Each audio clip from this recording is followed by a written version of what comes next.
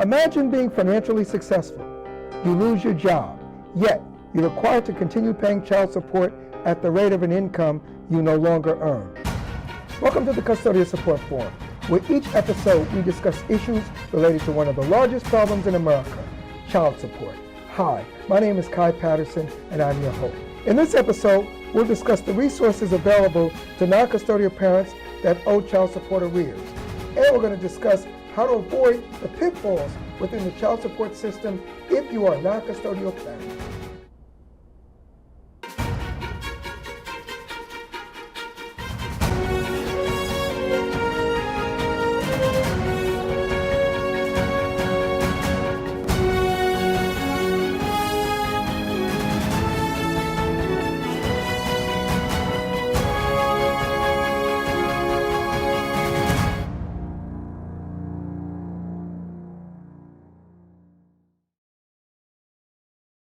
Are you owed child support? Does the non-custodial parent of your children avoid your calls, hide their income and assets, or has relocated to prevent paying child support? The Custodial Support Foundation provides you with the services to begin receiving the child support your children need. Call 855-851-HELP now to receive the help your children deserve.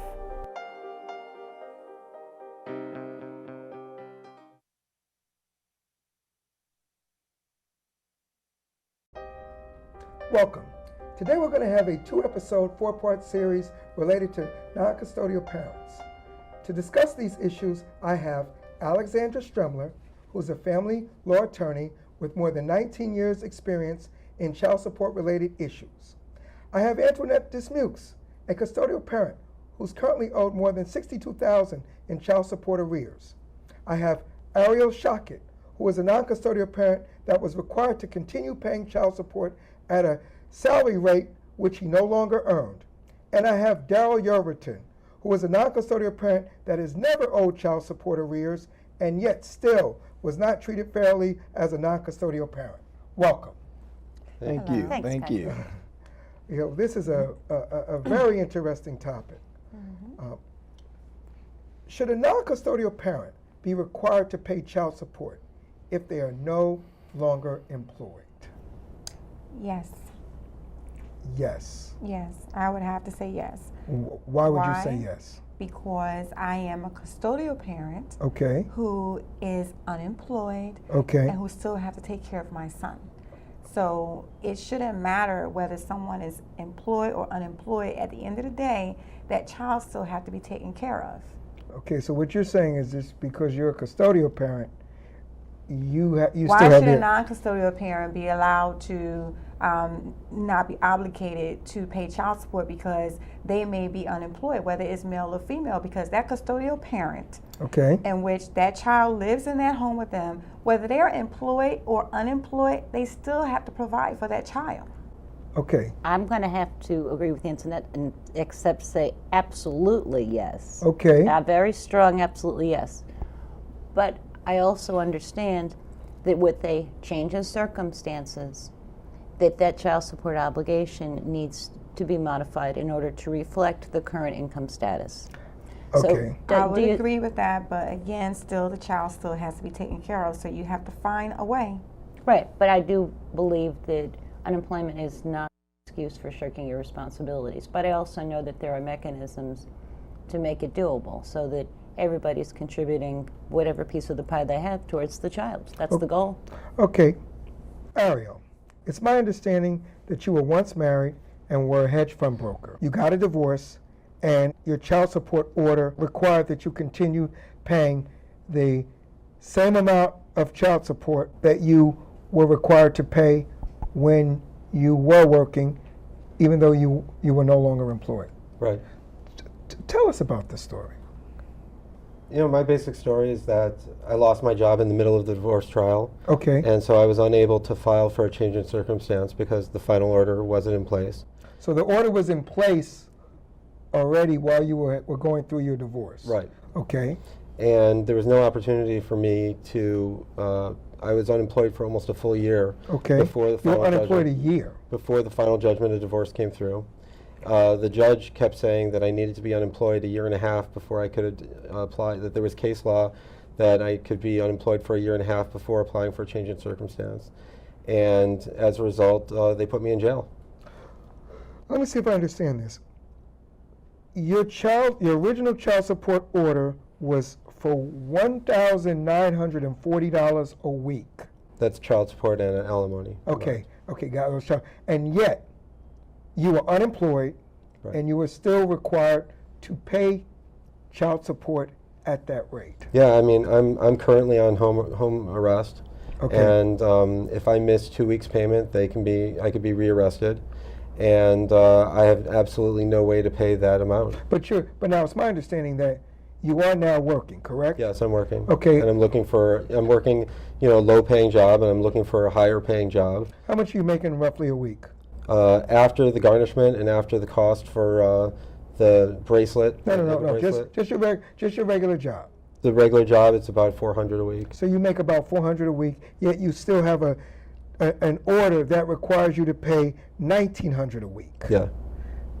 Wow. I have a question on that. They lumped the alimony and the child support together. It wasn't just the child support. Well, it's separate. It's separate, correct? It's listed separately, but if you miss paying the combined amount for 2 weeks, then the Combined bench amount. warrant comes out for you. The way it works out is, at least in New Jersey, the probation department monitors both spousal support and child support. That's why he's giving you a cumulative number. Okay. Now, it's my understanding you were required to go back to court every 2 weeks during a period, Right. and every 2 weeks you had to explain to the judge that you didn't have a job. Right. And what happened?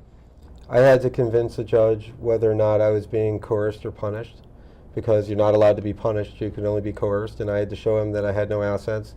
I still never was able to get an ability to pay hearing to prove whether that was the case, even though I'm supposed to have one. Now, you were looking for a job, correct? Yes. At the time. I'm still looking for a job. Now, did you go through a job, a headhunter or a job Yep. placement agency? Yeah, and I would bring in the letters from the headhunter, bring in proof of my job search, and at one point I was let off of the bracelet, and it was understood. Oh, so you were arrested and then Right. you were released. Because I showed that I was making progress in my job search. You know, I think Okay. that this is a really critical point to bring up. Okay. How important it is to demonstrate to a court that you're making an effort. But it sounds like it didn't even matter here, Alex. Right, it didn't matter because as soon as 2 weeks passed after they had let me go, another bench warrant was issued.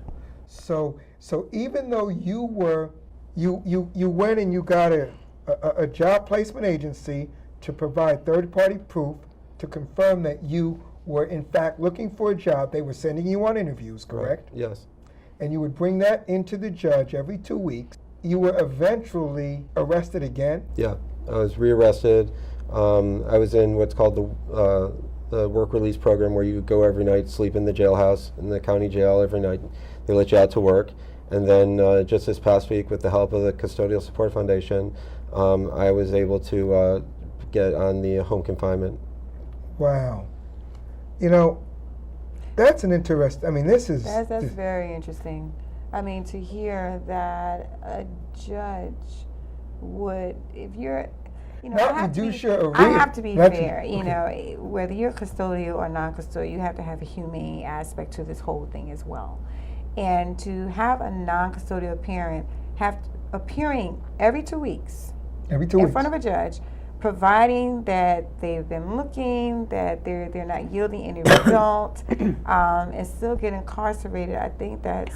Well, and by the same token, I agree with what you said originally, which is I'm that just because I'm a non-custodial parent doesn't mean that I don't feel a responsibility to provide for my kids. Okay, It's just that I agree with that. And the only thing I would say is that, I don't know, we got rid of debtors' prisons in this country, and right now, at least in my county, there's 50 guys sleeping there every night because they owe child support. You know, something that I think needs to be touched on as to, it's easy to say, well, judge has to be humane, or the finder of fact needs to be. There's also the reality that every non-custodial parent is not as responsible as somebody like Arrears. Very because much so. the thing is, and remember, they're seeing all of these cases of all of these people who come back again and again who didn't find a job. Purposely, which you say, who may have not That's not tried. And that's Right. where the, There's two issues. Okay, If you could let me just. you got it, Two Alice. issues would be, one, they're trying to find a job. Okay, They're having answers to, did you look for a job, to find something to do. okay, And the judge will say, find anything to do. The other option, there are some individuals who will, as soon as they are given a child support number, will say, up, I'm out of here. They'll either get themselves fired, they'll quit their jobs. Those guys coming in front of a or judge, those non-custodial parents, because I don't And like to say that- that. we can That say those is- non-custodial Okay. parents, but the thing is that imagine if you're a judge and you hear like 15 cases of non-custodial parents, and you've got like 10 who have some excuse or some lack of concern or some lack of effort. You know what? These people ruin it for the people who are really trying hard, who are really working as minimum wage jobs, who are trying to make ends meet, who are trying to make their obligations. But these judges, after what they hear so frequently, are reluctant to give somebody a break. So we're all in agreement that once a non-custodial parent has a significant, and it's my understanding from looking at the numbers, yours was a significant change in income, that the judge should immediately allow, or the court system should immediately allow a downward modification. To go to 2 years or a year and a half, that's a jail sentence within itself. I think there should definitely be a downward modification. But how do you gauge that when, because this is when it's such a fine line. Okay. Because I am the custodial parent who believe that I don't care what your situation is, you need to find a way. Because Okay. as a custodial parent, I'm trying to find a way. Okay. So at no point should you be let off the hook. Right. But it's a whole different story when there's that area. That's a huge gray area. Well, that's another question. In that, because I think there should be a downward modification. Okay. Okay, in accordance to what you can prove and bring in. You have income to say this is what I'm making, but you have that same flip side where you have so many. Like your case is like 1 in 99. You understand the percentages? But he's still are a, so, but I he's, understand but he's that, still a 1. I understand, but the percentages are so low that you have other people who do exactly what she say, who who I've heard plenty of stories, and I have stories as well. Okay. That Well, we're I gonna have don't to like wrap this this job. segment I up. don't like that job. Hold on a second. or We're gonna have to what wrap you. this segment because but I want to ask one question. Should an arrest warrant be issued against a non-custodial parent that has arrears, that's unemployed? I think if he's not complying with the law, if he's dipping and dodging and not showing up, No, yes. he's showing up. He's showing up. He's proving that he's working. Should an arrest warrant be issued? You know what? We're going to have to pause here. We're going to come back, Excuse me. in the second part of this show. We're going to discuss issues related to this topic, and we're going to talk about whether an arrest warrant should be issued against a non-custodial parent that is unemployed.